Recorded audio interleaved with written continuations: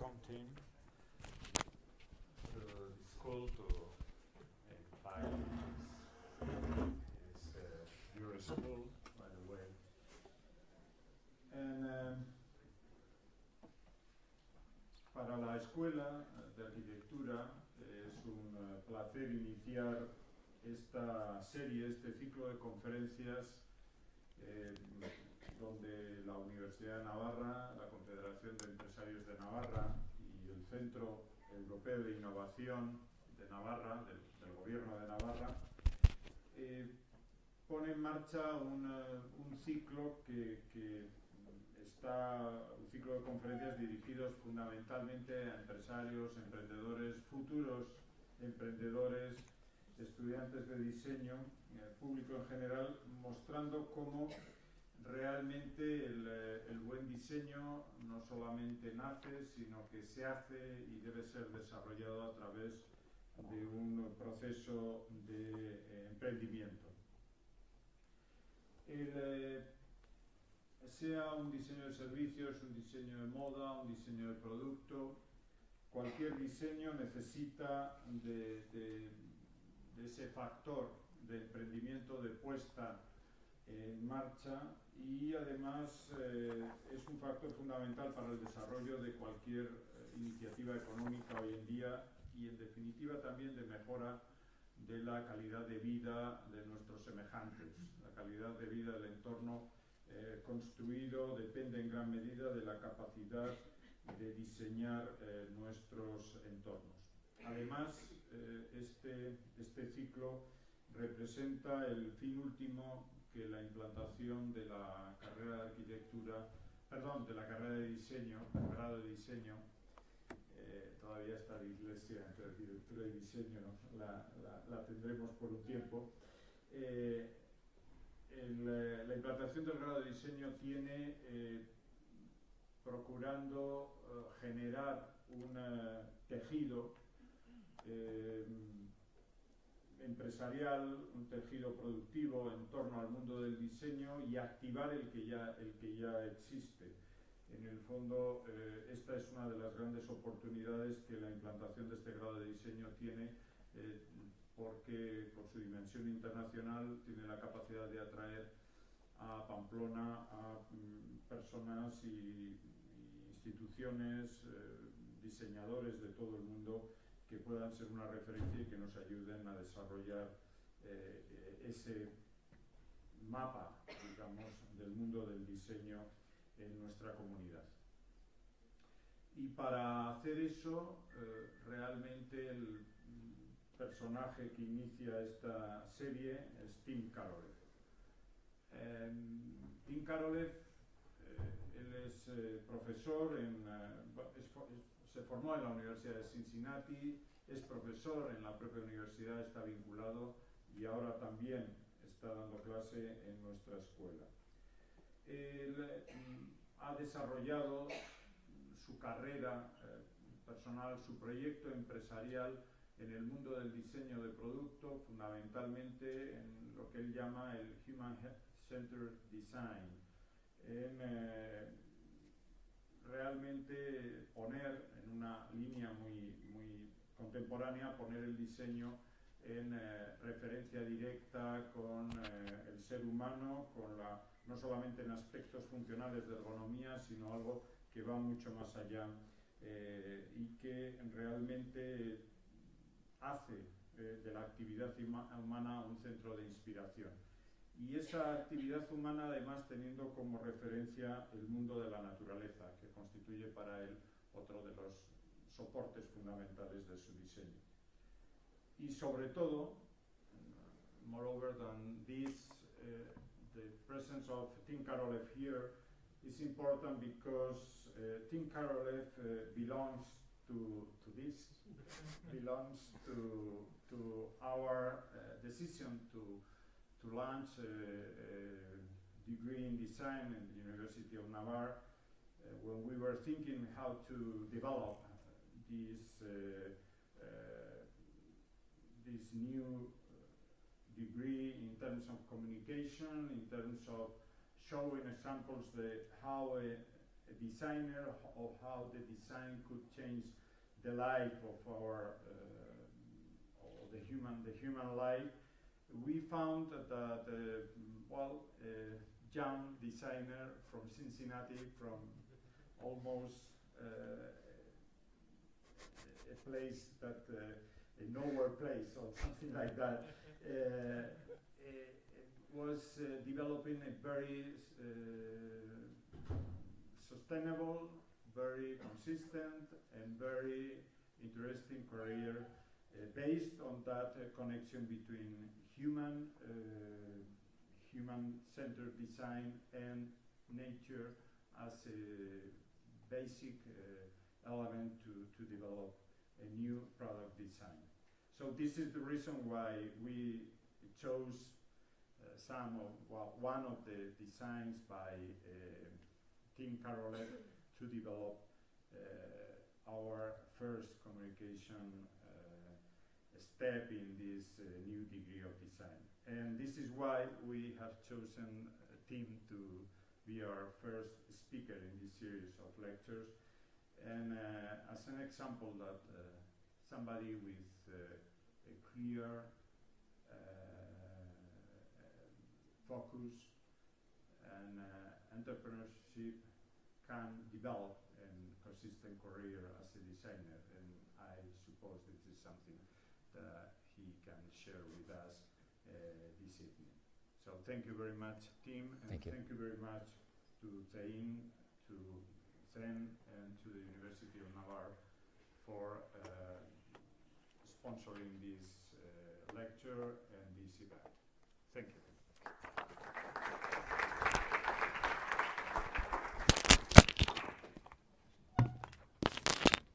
Hello, everyone. Thank you very much for the introduction, Dean. So, as we can see, let's see, let me get this all set up. All right, excellent. Can everybody hear me all right? Good to go? Excellent. So, I'm here today to talk about my experience as being a design entrepreneur and how that can give you some advice for your future career path, as this is something that you want to pursue as your passion and lifestyle. So, how to be a design entrepreneur. We could also call that the many hats you have to wear to make it on your own, right? And that's going to be kind of the theme of this talk today. There are a lot of topics that we must experience and be masters at as entrepreneurs so that we can be successful within the field. First, I'd like to kind of talk a little bit about who I am and some of my history, give you a reason to kind of buy in and believe what I'm talking about, and then I'll talk about some of the lessons learned during my experiences here. Who am I? I'm a designer, I'm an educator, and I'm a writer with a fin for influencing smiles through the practicality of pleasure. I also love trees and the mountains. Very much definitely mountains. This is an image from my studio here. So what do? I founded my studio Ampersand towards the end of 2011, and we design furniture and home goods that are produced internationally and also published internationally. Through companies such as Urban Outfitters, Crate & Barrel, we've been published in publications and periodicals such as Dwell and Architectural Digest. In addition to that, I've been teaching industrial design and design foundations at the University of Cincinnati since 2012. This is the #1 industrial design program in the United States and one of the best programs in the world. I also earned my undergraduate degree from this university in the year of 2009. So I have a lot of experience. I spent a third of my life in that institution, learning about how to promote design through human-centered manufacturing processes. I've also been working with the University of Navarre for about a year now. I came last year in April, I believe it was, to give a little chat about design and introduce it to some of the recruiting students that we were trying to bring in for this degree. Good to see some of you here today. In addition to that, I am now a visiting professor here, and I'm working on some of the courses with you and working on the chess project specifically. I also hope to be more involved with the university in the future. In addition, I am the lead design and culture critic for the iCai magazine, which is a regional publication around Cincinnati. My duties include interviewing, critiquing, and writing primers on design. I speak with up-and-coming design professionals to try and understand what is the cultural relevancy of our time, what are the trends that we're pursuing, what is the movement of our day and age. And I think this is very important. It's all revolving around education. All of my pursuits have to do with the idea of learning and education. In addition, in my free time, once a week on Saturday mornings, I meet for about 3 or 4 hours with 15 students that I personally mentor within the design program at the University of Cincinnati. During these conversations, we range on topics from design to culture to anything that is relevant to our situation, which the beautiful thing about design is everything is relevant to what we're working on and doing, because we are influenced completely and entirely by the world around us so that we can make meaningful, culturally relevant product.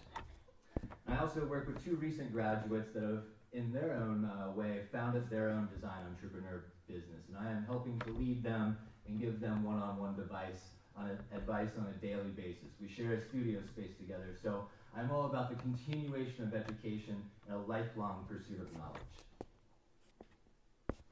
So ampersand. Why did I feel the need to start my own business and work so hard on this? Well, I needed to pursue my vision, I realized. I had spent years freelancing across the United States, working in cities such as San Francisco or New York, Boston, and Cincinnati, discovering what it means to be a designer, how to work, and learning from leading professionals within the industry. I had the chance to work on projects for Microsoft, Google, Belkin. From there, I realized my true passion was furniture and home goods. So I was able to apprentice under a designer in New York City, Patrick Vader, Swiss-born, and he taught me a lot about the actual manufacturing of pieces, how to bring something to market yourself directly. But I wasn't quite fulfilled just building someone else's work and practicing their design. I needed to pursue my own philosophies, my own vision. And I needed the creative freedom to do that could only result from me having my own business. My father was also an entrepreneur, and so from a young age, I always wanted to have the passion of my own business. Quite a different field, but still the same pursuit. Very inspirational there. And really, the main goal for me with my work is to showcase the practicality of pleasure. I think too many people overlook pleasure as superficial and not actually truly functional and meaningful to an object. And all of my designs achieve these goals in a very clever manner that inspires a curiosity in the viewer or the user. There are 3 quotes from famous designers and people within the American culture that really are my tenets for my work. I saw one out on the poster outside in the hallway that recently went up the other day that really is very meaningful to me. It's from Charles Eames. Whoever said that pleasure wasn't functional? Pleasure is the most functional of all things. It is the one pursuit that all humans share in common. We are constantly working towards the idea of pleasure, unless it's having to do with paying taxes or something like that. I also believe deeply in the idea that the designer is the master of the craft, and looked to Henry Ford for inspiration for this. And he said, if I had asked the people what they wanted, they would have said a faster horse. Designers can't look to the public to give us the answers for our innovative future. We are the purveyors of cool. We are the ones that are coming with the new ideas to the world, right? We can't ask people what they need because they don't know. We are the ones that are discovering this and sharing these ideas with the rest of the world. In addition, designing culturally relevant, timeless products is not easy. It's incredibly difficult. But that's where joy comes through life, is conquering these challenges. And so I looked at JFK, John F. Kennedy, our past president, where he said, we do these things, of course he was talking about going to the moon, but we do these things not because they are easy, but because they are hard, because there is great pleasure in conquering these obstacles. So the stated goal of my company that we utilize in our business plan is as such. Design attempts to better the human experience.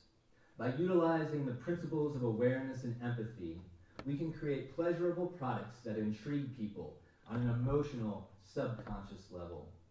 Awareness means engaging one's own life experiences and dissecting said events to discern relevant cultural meaning, whereas empathy is an endeavor to understand the perspectives and experiences of our fellow humans. Disseminating this information and then dissecting it allows us to discover commonalities among the human experience. These overlaps are opportunities to discover an aesthetic solution that might be globally relevant, connecting with users on an innately familiar level. Then comes the necessity, of course, to take this formal information and craft a process that efficiently utilizes materials and manufacturing to produce a friendly, responsible, and valuable product, inducing smiles and curiosity in the viewer while being financially relevant and enhancing the life of both the maker and the user. The business is called ampersand because we believe in the idea of an and philosophy. Form and function, art and science, qualitative and quantitative, awareness and empathy. We're not about reduction, but expansion of ideas and inclusion. So now I'd like to look at three products that really define my business so far in my current career. These are the wall pockets, which of course you are all quite familiar with at this point, I'm sure. So the very first product I developed for this business. I actually designed this product as a student and undergraduate at university. It was a short 2-week project that most of my peers felt was a throwaway thing. But with the passion and dedication to it, we were able to develop it into something that was really relevant and interesting and pitchable. How did it actually get to be a manufacturable product? We have this great thing nowadays. It's called the internet, which is how I'm talking to you. Hello. The internet, right? So through the internet, there's so much power. It's one of the great equalizers within the world, right? All you have to do as design students or young professionals, if you can take beautiful, brilliant photos and give a credible reasoning for your work and put that online, there are so many design blogs or periodicals that exist these days, and they are looking for content every single day, usually multiple pieces of content each day. That is a big target segment for us to utilize and take advantage of. So, put these photographs online. It was featured by a smaller blog, larger blogs, then periodicals, and was eventually published in Gestalten. From there, we were able to source a small amount of capital and financing for our very first production run. And that is something I found out. I would definitely recommend sourcing a lot more startup capital than just barely enough to do one small production run. But through that, we were able to craft this first product. It was manufactured locally to the city of Cincinnati, all from recycled material, and we actually utilized for packaging the Clovernook Center for the Blind locally. So it gave visually impaired folks a chance to earn a living wage themselves. So it was doing some social good while environmentally responsible, while creating this pop art interest in underutilized space on the wall. We achieved international orders from here, going to various museum stores and mom and pop shops across the country, with our biggest corporate order coming from Urban Outfitters, who retailed this product for some time. They also exist in the Adobe Incorporated offices in Australia in the entryway there. And of course here at the University of Navarra. And again, they were featured on television, nationally broadcasted television shows in the United States on HGTV. What this product really did is showcases the ability for us to design a product at an entry-level point. We're a company that exists in a large array of spectrums of luxuries. And this mass-manufactured local product was what really set us off. And from the proceeds of the wall pocket, we were able to produce our next product. This was the first professional product that I designed. The first thing I did is non-amateur on my own. And this is the bundle table. And it's personally one of my favorite pieces that I've ever crafted. This profit that we gained from the wall pockets allowed us to experiment and utilize a low-cost investment with local materials to create a high-return product. We were able to have a minimum investment into this. I think we spent about $400 developing this product. And we made all of our money back on the very first one we sold. And so that was being efficient in our materials and our utilization of capital, the small amount that we actually had. And I'll talk about that further on in the presentation as well. It utilizes an innovative manufacturing technique that allowed us to utilize 3-axis CNC machining instead of 5. And this is a trade secret that we've developed and held on to, but it creates this product for a much lower price point than it otherwise should have. It's 16 rods, 8 in opposing directions that utilize torsion and twisting and friction to craft this intricate connection that supports a tabletop surface. So I believe that this is something that's really accomplished the level of a timeless design. I think this is something that it can exist in many, many different environments and still be a successful statement or showpiece within that. Again, we've sold this product internationally from Abu Dhabi all the way to the States to the Australia.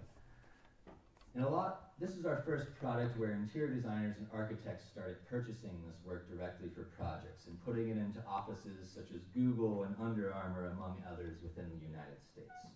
It was featured in such magazines as Details and American Craft as well. We've also received interest from the Hilton chain of hotels in potentially developing further and achieving manufacturing and pricing that makes sense for that scale. But this really showcases our ability to design a product at the luxury point, right? This is a much higher investment we're asking from our consumers. Finally, I'd like to talk about this, the punk soap dish.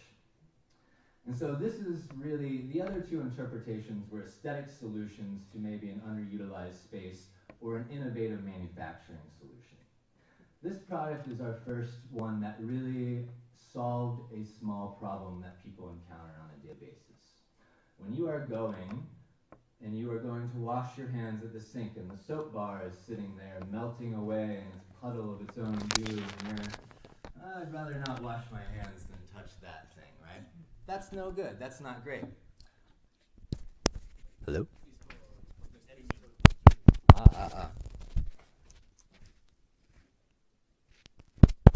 That's good. Hello, Internet. Apparently we haven't been talking for quite some time. Welcome. So, let's see, where are we at? So, what Punk Soap Dish does is it utilizes these rows of studs to elevate the bar out of the soap dish in the water reservoir so that it provides a great experience for each user that comes up to it. The bar is perfectly dry and allows you to have the pleasure of washing your hands and not this dirty necessity. In addition, it helps the soap bar to last longer, being more sustainable for our planet. This is mass manufactured. It's sand cast aluminum that is powder coated with American sourced rubber feet. And this is all produced locally to Cincinnati as well, utilizing our great metals industry that we have here. This is one of our products that are in the mid-level range. Again, this is sold internationally all across the world, featured in Dwell magazine, and our largest retailer of this product is Crate & Barrel and CB2. And so that's kind of my background history of the products, and this is something where we're still very concerned with the idea of practicality in products, but we're starting to experiment much more with concept and unique results within our work. The idea of solving a problem by making more complex the relationship of the user to the problem, something that Merritt Oppenheim, I think, did a great deal of with her work. So, what I'd like to talk about is from my experience of being a design entrepreneur, I've had many successes and made probably many more mistakes. But through this, I've been empowered by my experience to keep achieving and moving forward. I'm constantly learning, adapting, and evolving my opinion to be able to grow and be a better and better entrepreneur. Right? We see obstacles as opportunities for development as designers, not as hurdles that are stand in our way as failures. Now I'd like to talk about some of the skills that I think are crucially important for design entrepreneurs to have. The first and foremost, the most important, is passion. Passion drives everything. It is the most important attribute you can have as a designer. It is infectious, that type of personality. People buy into passionate people. They want to follow, they want to believe in you. Right? It keeps you moving in the faces of these failures, that deep passion, that understanding. You have purpose, right? There is something you're constantly striving and working towards. People respect and admire this passion deeply. But passion is no good without conviction. The conviction that you have a unique and important viewpoint that is unique to the world. It needs to come out and exist within People need to understand what your interpretation of your surroundings are that come to fruition as a physical product. This also keeps you constantly pursuing knowledge, right? The more you know, the more depth of knowledge you have, the more creative capabilities and capacities you have. It keeps you constantly evolving your viewpoint and fills you with the determination to succeed. There is no option but to succeed. Confidence, of course, right? You have faith in your ideas. You know that your ideas are meaningful. You know that they need to be shared. It allows you to project as an expert and get that buy-in from the consumer and the user. When people see your confidence and understand your viewpoints, they know that you have meaning and reasoning behind all of that. And this belief in self, again, keeps you going in the faces of obstacles. This idea of being unique, right? It presents a deep meaning to your work. You're not just one of the other designers that are doing the same type of work that's been done over and over and over. You're crafting these explorations into the new cultural awareness or understanding of our times and trying to dissect that information and move our understanding of design and art forward. Let's see. It is innovative. It is not just relying on gimmickry or gadgetry to make something unique, right? It has meaning and purpose behind it.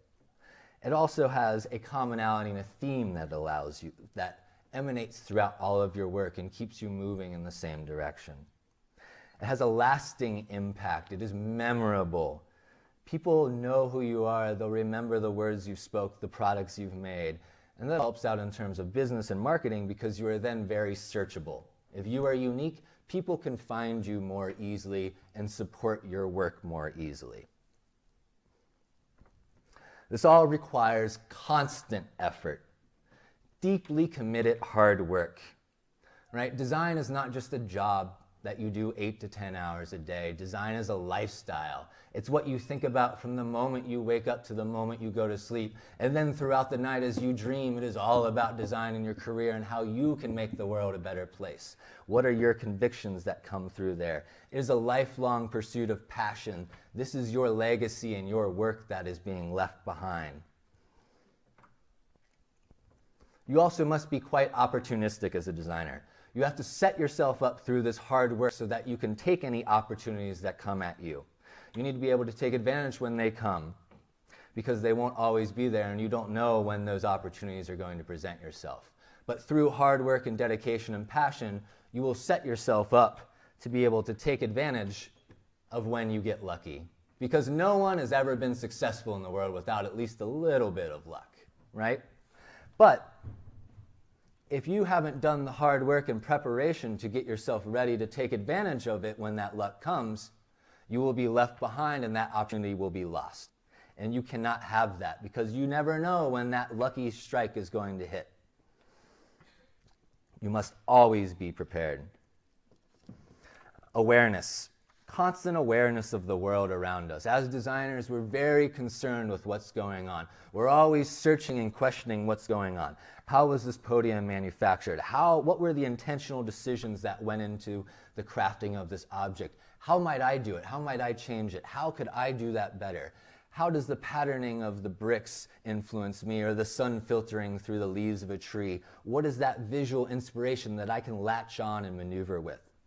The great part in today's society is we all pretty much have a camera in our pockets at a constant pace.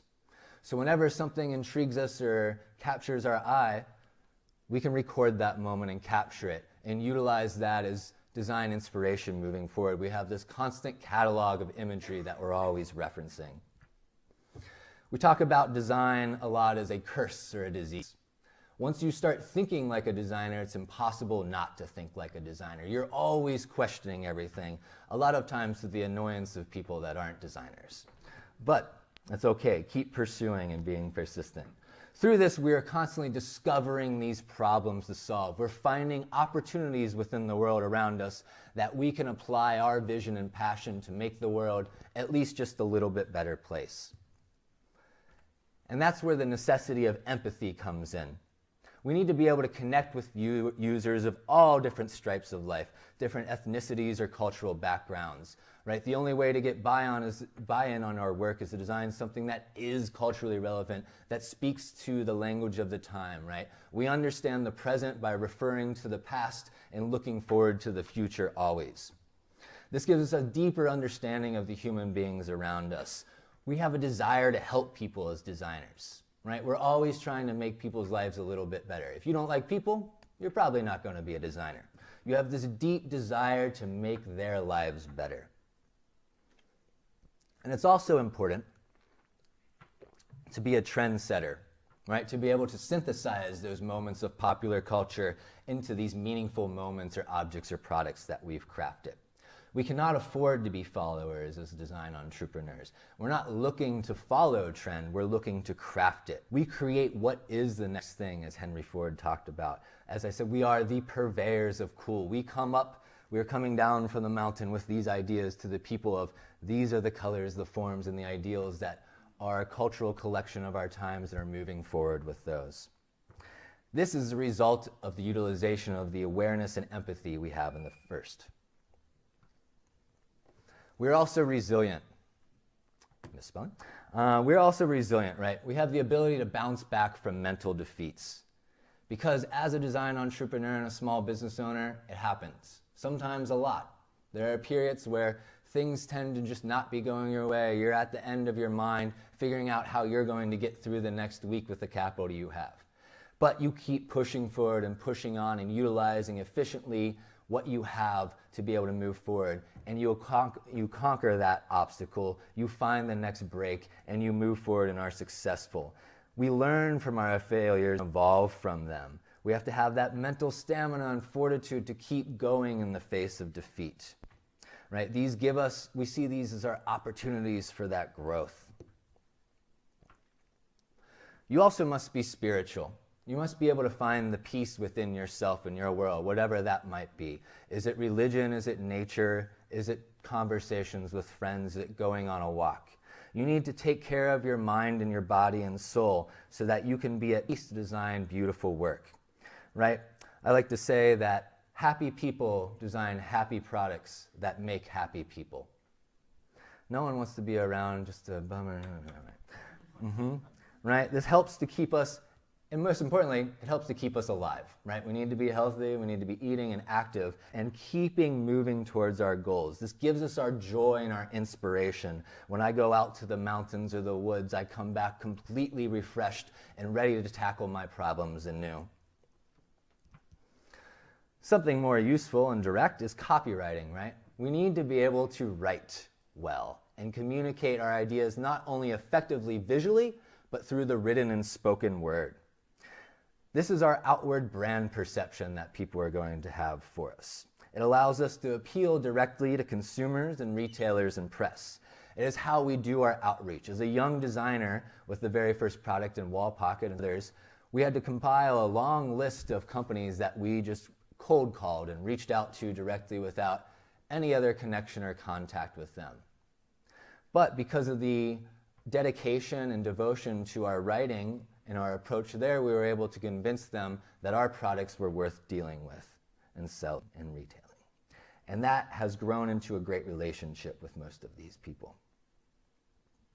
These strong stories also drive deep connection, meaning behind everything. There's not superficial applications of aesthetics. There is a reason for the form or the function of each of these objects. And that leads into the ability to tell stories. People want to follow your epic or your ideal there. Presentations can maybe drop, but a story, that's really interesting. People get emotional buy-in to that idea. They want to live the story and be the hero. And that's one of the important things to remember about storytelling as a designer. You as the designer are not the hero. You are the narrator. You are maybe the sage, right? You are giving inspiration to the user. The user is the hero. Your product is the sword and the stone that they are grasping and using that to conquer the problems within their life. Promote them as such. Frame them as such. The other thing you must be is amicable, right? Friendly, likable. If you're a bummer, no one's going to want to be around you. You achieve more flies with honey than vinegar, they say, right? People love friendly people. They want to be around you. This helps you to build a better business relationship and have deeper, meaningful connections, not only with your retailers or manufacturers, but specifically with the press. If you are a publishable, likable person, you are much more likely to be the face of an article, right? It allows your brand to be much more desirable and leads to much better options. You need to be very analytical. The ability to make tough decisions about the feasibility of your operations. Maybe you've encountered this brilliant idea, but it just can't happen with certain situations. And you need to know when to just stop that or move forward. You need to be able to look at the data you have available to you and respond thoughtfully, crafting decisions from facts and not feelings. You also must be responsible. Firstly, you're responsible, the only one responsible to your business is yourself. No one else is going to do anything for you besides you. So you have the full responsibility there to carry on. But also responsibility in terms of being a steward for the community or the earth and the environment, right? Human rights and quality of life. These are all things as designers we should be promoting. We should want everyone's life to be, that's touched by our product, to be a little bit better. Not just the end user, but the retailer, the manufacturer, the shipper, the designer, right? Everyone's life should be just a little bit better that had to deal with this work. And in terms of customer service, responsibility is very important. You owe it to these people that have given their hard-earned money to support you. You need to work with them to conquer any type of issues or problems that you might have there. You also must be authentic and honest. You are who you say you are, particularly now with the main buying segment of our culture turning into millennials, right? There's this deep concern with the idea of authenticity within that. They're not necessarily buying directly into a brand, but an authentic moment within that. All of the facets that you state throughout your social media and your copywriting and all of your forward brand-facing perceptions must align with your stated missions and goals. It is so easy to find a vast array of information about anything on the internet today. And if you claim your work is recycled and environmentally responsible and is actually not, that will be found out, right? You need to keep that honesty in your approach and your practice. You also need to have a quick wit. You're not going to always have the opportunity to prepare for a presentation, right? You might have an interview where people are asking you just questions off the cuff, and you need to know how to succinctly state your mission goals to or react to that question. You must know everything there is to know about your philosophies and opinions so that when you have the opportunity to promote yourself, you can do so in an effective manner. Because there will be these split-second opportunities. Maybe you run into a marketer in the elevator, right? The classic elevator pitch, and you need to get out all that you can to sell yourself as an expert within that 15 seconds, right? And you must be able to do that and be prepared to take on that opportunity when it arises. You also must have humility, right? The ability to talk about one's accomplishments in a humble manner is something that's quite difficult. If you are a humble person, it feels strange. You almost feel like a braggart when you start talking about your work and life and accomplishments. It is something that you must get past and understand how to present yourself in that amicable manner and talk about your accomplishments, but not frame yourself as this hero or godlike figure, right? It allows you to gain respect and connect deeper with people. Because this is always necessary. You are going to have to talk about your work, but you need to have people love and respect you from that. And unfortunately or fortunately, in today's day and age, you must have an intriguing lifestyle. Social media is so omnipresent within our lives that you cannot afford to not deal with it, right? You have to have this outward opinion and view from all of these, your websites, the Facebook, Instagram, Twitter, et cetera, et cetera, et cetera. People are looking to connect with you in all of these ways, and they want to buy into you as a person. They want to know who is behind the business. They don't want to just know that it's ampersand and it's some ethereal thing that exists out there. They want to know who Tim Karoleff is behind that, what I'm doing on a daily basis to find my inspiration to move forward, how I'm working to solve problems interesting about that. And again, that must be authentic and aligned back to all of your core values, right? If I say the woods and environments are important to me, that comes through in my social media presentations and how I live my life. Everything you do these days is your brand. Everything you do is your brand, and that is so important to keep in mind. You also just must be responsive. You can't go hide away in your shell and fail to get back on emails or phone calls, right?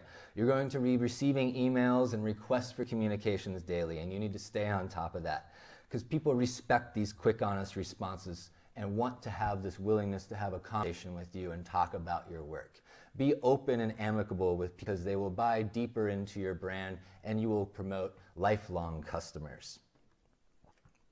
You must be astute to be able to assess the world around you effectively, utilizing data and insight to synthesize effective solutions. You need to be able to react to situations and predict what is going to come next so that you can go forward and be culturally relevant within your work, right? If you have too many mistakes, particularly as a young business or small business owner or entrepreneur, you will fail and it will doom you. You need to be able to avoid too many mistakes in a row, and that comes from an astute awareness of your environment and surrounding and opportunities and capabilities. But you also must be a risk taker. Obviously, if you're taking the leap into being an entrepreneur, you already have that willingness to take the risk. This is not a safe job. There's no guaranteed salary. There's no guaranteed benefits. You don't just get to go home at 5 o'clock or 8 o'clock or whatever it is and go back to your family and make dinner and not think about this. You're thinking about it constantly your entire life because all relies upon you and your work and your effort, right? Everything, all of the make or break is down to you. You must be able to take leaps of faith within yourself, understanding that yes, this may be a huge investment of tens of thousands of dollars, but I am confident that I will be able to move this product out into the world and keep it effective. We talked a lot and more about being culturally aware. We need to know what's going on in current affairs, both locally and globally, so that we can design these relevant products for users. Right? We need to understand, does our value proposition of this object make sense within the space that we're putting it into? Because if it doesn't, then that you took to produce it is going to end up being a non-astute assessment that is going to fail your business. So, this cultural relevance is really everything. Everything is related back to culture and how we interpret forms and functions and aesthetics and how we work with that within our lives. And this results in a delicate attunement to the market. We understand exactly who our target consumer is. We know what her desires and needs directly are, how we can appeal to her idea to buy things. What is the age range? What is the amount of disposable income there? Right? This allows us to market more successfully and then in turn design more successfully. The more we know about our user, the more able we are to set parameters that act as opportunities for us to solve problems and create relevant work. Right? We see the opportunity gaps within the market for where our ideas can create a great value assessment there. We also allows us to understand the competition. We need to know who we're working against, who is competing for the same dollars that we are. Both the ones that we hope to grow into and compete against, the ones we're directly competing against, and maybe the ones behind us that might come up and catch us by surprise.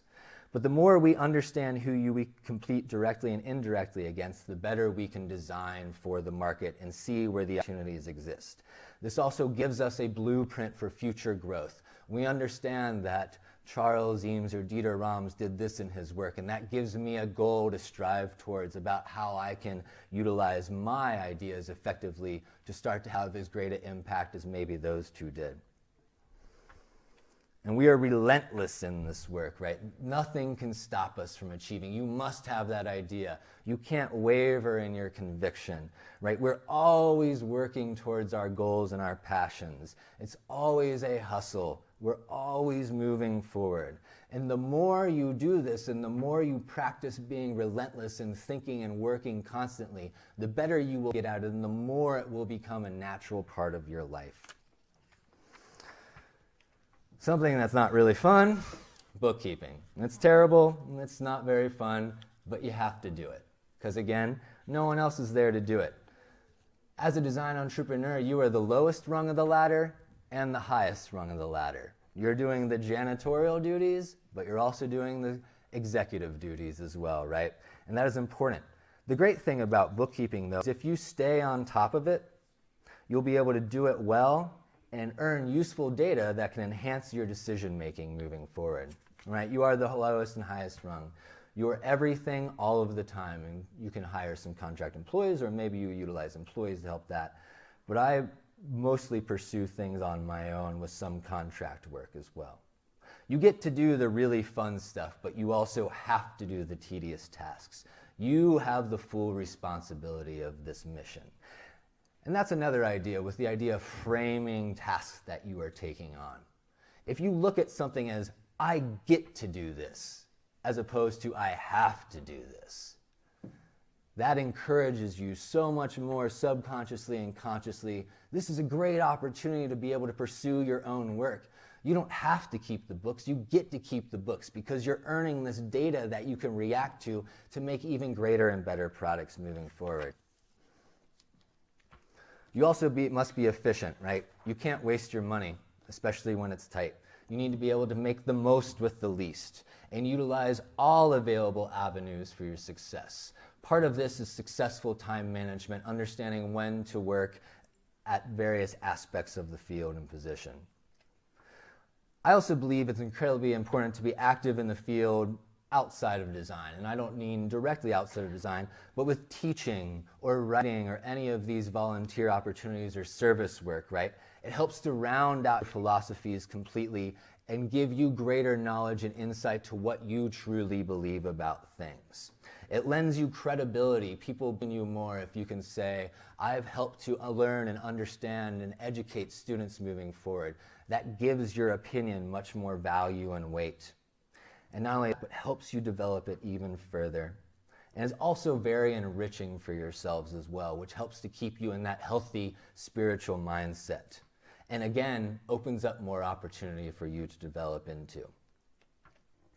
Particularly today, you must be incredibly internet savvy. Internet is the great equalizer. This is an amazing opportunity that we have that didn't exist in a decade, 2 decades ago. Anyone can put anything online now. And that is a great opportunity for you to be able to market your work as young professionals, particularly you as students, right?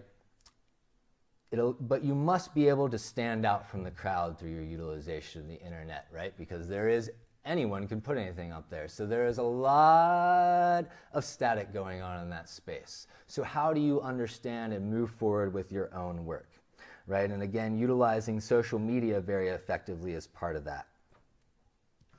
And to tie it back in, it is all about love for this work, love for people, love for this planet, love for your life, and love for this passion. This is your life. It's what you want more than anything. You must love it. Again, you get to do this, not you have to do this. And as we can see, this is just a scratching of the surface of the necessary skills that you must have as a designer. You must be able to be a Renaissance person. Not necessarily a jack of all trades, but a Renaissance person, someone that has a deep understanding of all of these aspects of culture and science and art in the world that is going around us, and understand that how you can apply that moving forward into your work. You have to be able to do pretty much everything pretty well. I'd like to are there any questions about anything that we've discussed this for? I can take some questions. Yes?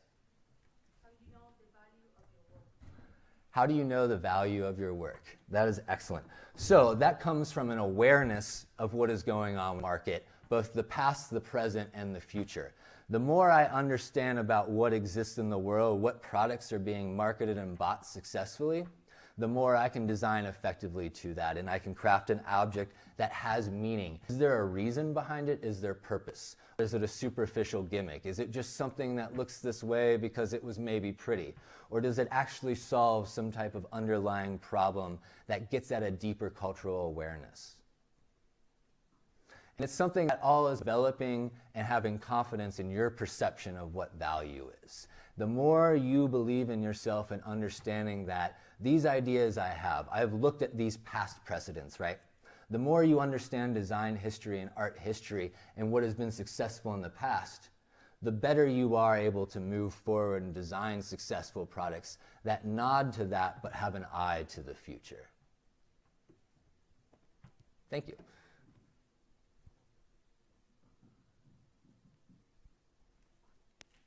Anyone else want to ask a question? I would like to know, when you graduated from college, did you immediately know that you wanted to do the business you set out to make, or did you want like a time for experience and to find out what you really wanted? So, we'll get into I'll give you a little bit of history of how the business actually started. We actually founded the business originally in 2009 when I was still a student, and I did it with one of my partners that was a student at the time along with me. We crafted the wall pocket, and it went through some things. We were picked up by a company that was going to manufacture it, but because this was 2009 and the state of the financial industry, we were in a crisis, right? There wasn't a lot of disposable income, and companies were having tough and had to cinch the belt very tight. So I knew there was always what I wanted to do, and we couldn't necessarily afford right then to do it. So we strove out, found more experience. Eventually, I ended up buying out my old partner from the job, owning all the rights to the designs that we had developed together, and moving forward on my own. About 2.5 years after I graduated was when I felt that I had gained enough experience to be able to work this. And I had worked as an undergraduate for 2.5 years within the industry as well. So after about 5 or so years of professional experiences, when I felt was enough for me to be able to start striving on my own.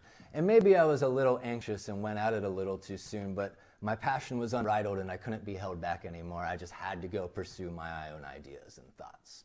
So yes, it was always something I knew that I wanted someday. I didn't really think it would be as soon as it did happen, but I'm happy with the results so far.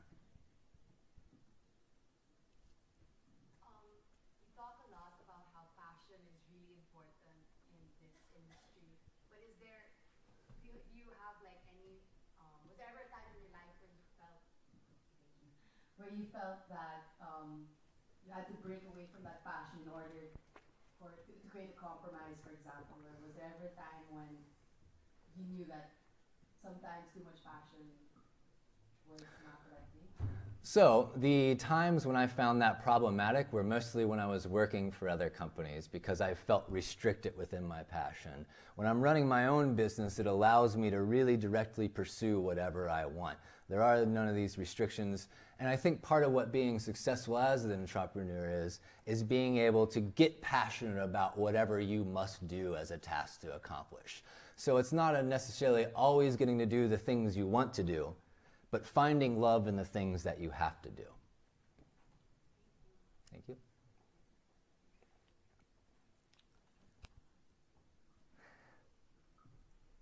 Is there another one? Yeah. Okay. I've got one more statement after this. One last question. The wall pocket, are you still like developing that product? Because you always have competition, right? Mm-hmm. And there's always products being made similar to some original product, but better. Right. Are you still like working on it, or are you like? So there comes a point in time, particularly as a business owner, where you have to say, this is the end of this, and we're moving on from that. The product is about 10 years old now, I think. So it's something that had a very good place and an understanding of how to be professionals within the design industry. But we're starting to focus more on like a luxury good category. That was our jumping off point that we're moving from now. We still market and retail it, but we're looking at utilizing it within different ways, such as our partnership with the University of Navarra here and coming out and using that wall pocket now as a promotional tool and not necessarily as a marketable retailed object. And so it's about looking, what is the evolution of your work? How can it be? It is very true. Yes, you do need to be looking at how you're constantly keeping your work current, right? And that may be an adaptation into the marketplace of something different as an output.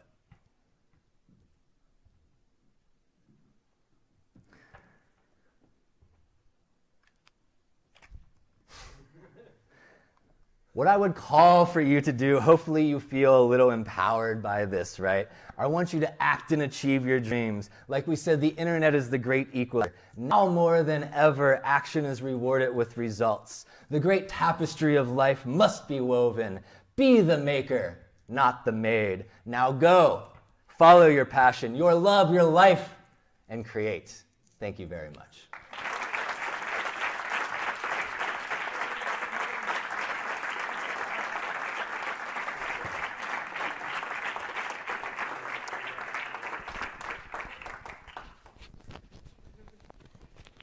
Goodbye, world.